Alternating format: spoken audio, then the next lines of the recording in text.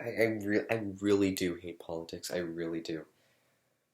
God. And you know, the only people who would actually disagree with that would be like poli sci majors or like politicians, because like everyone hates politics, right? Like, you know who actually like got me into politics though? Yeah, of course it was Kanye West. No, I'm just kidding. It was actually just Donald Trump. I mean, he seemed like a celebrity to me at the time. He had 16 golf courses and resorts. He God, I mean, he had Trump Tower, he had his own TV show, and ultimately he was funny. He was popular. He was awesome at the time for me. And you know, I had people telling me like, pointing at the political maps, like, "Oh my God, no, there's no way he's going to win." And I was just sitting there like, "Yeah, yeah, of course, yeah, no way he's going to win. Sure, okay." And he won, and for me, he was amazing at the time. But over the course of high school, I developed my political compass, and I found myself to be leaning more towards Democrat in terms of social and economic policy. But I don't want that to deter you from today's speech topic that I'm going to give to you. You see, because I don't want you to waste your vote come time for the 2024 election. I want you to save it for a candidate that will best represent you. You see, Donald Trump was a great candidate. He pushed so much policy forward through his term for the Republican Party. But you see, he isn't going to win.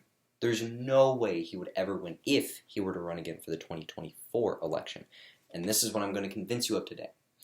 First, I want to go through how his chances are so slim based off all the polling data that has come in against him and everything that has led up to the end of his term, and then some.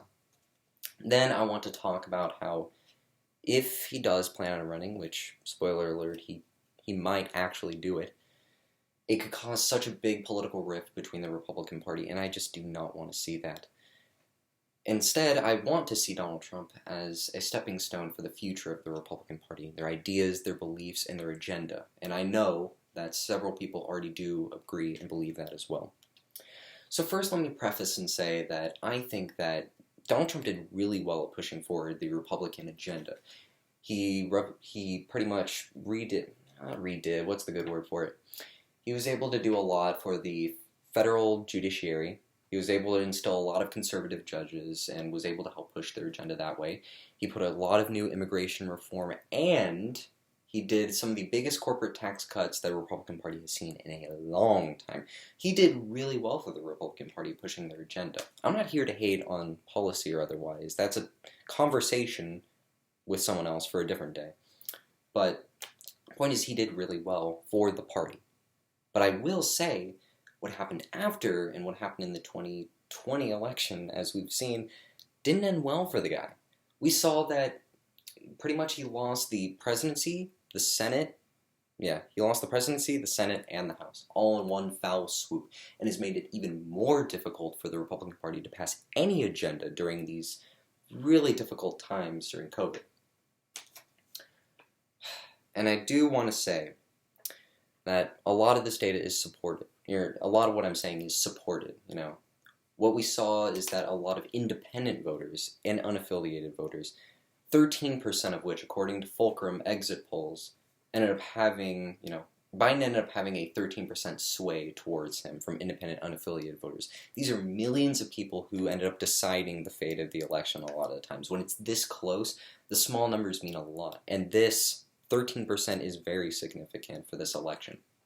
What we also saw was that Donald Trump had a really hard time appealing to a larger mass audience. We see a lot of the same demographics, almost exactly the same demographics, except larger pushes of Democratic voters from the same demographics. We saw the same middle-class, uneducated white voter base being his strongest, and it didn't end up winning him anything in any single sector. What we also saw was that what happened on January 6th. And now, no matter how much blame you put on the president or otherwise, I just want to say that it caused such a difficult time for the Republican Party all in all. Because some people put a lot of blame, some people didn't put any blame. And just for an example, you have Mitt Romney here, who the day of, after it happened, went back in the Senate and gave a speech and said, "A selfish man's injured pride and the outrage of supporters he had deliberately misled for the past 2 months and stirred to action this very morning was the cause of the insurrection." I only say this quote because I want to note how difficult it made it for the Republican Party. I'll say it again and again if I have to.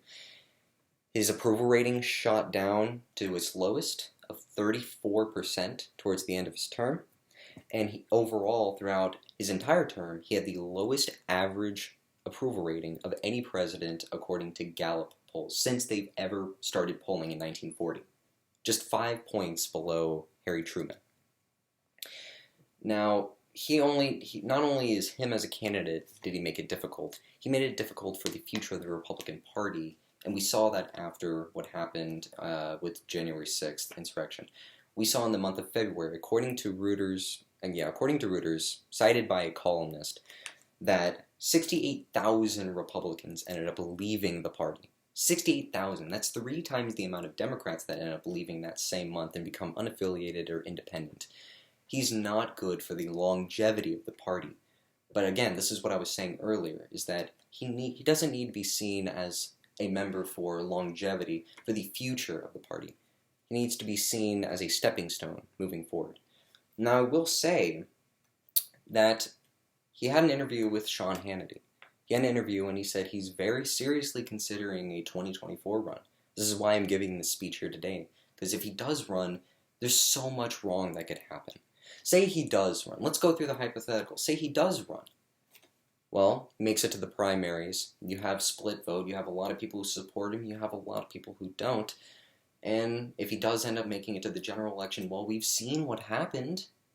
We've seen him lose every single section of Washington. We've seen him lose the White House. We've seen him lose the House. We've seen him lose the Senate. He can't pull the numbers right. He can't open up any demographics and open up diversity so long as he is the enemy of the Democratic Party and of also independent voters as well.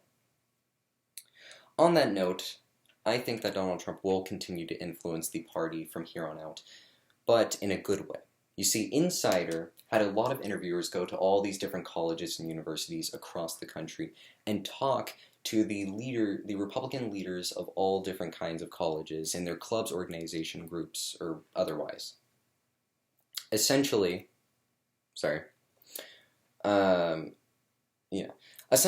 a lot of them seemed pretty pleased with what happened. They were upset at the results of what happened and that he didn't win, but they also saw what they did and what they didn't want to see out of future candidates. Many of them agreed that climate change is more of a conversation rather than a dismissal. There's room for talking about it, and rather than having a lot of the older members of the Republican Party or the Democratic Party dismissing it entirely. That it is a topic of conversation, and that there are people who vote for one individual thing or a lot of things. And that's how I want to see how, my classmates and other people in college vote. I want to see how they vote, and I want to see you develop your political compass however you take it.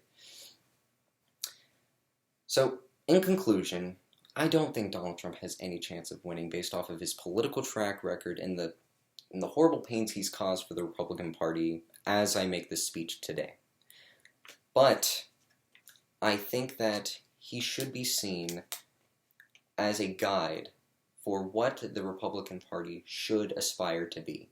That the flaws, the great things about him and bad things about him should be looked at critically, and you as a voter should be able to see that. See what you want to see out of the future. Thank you.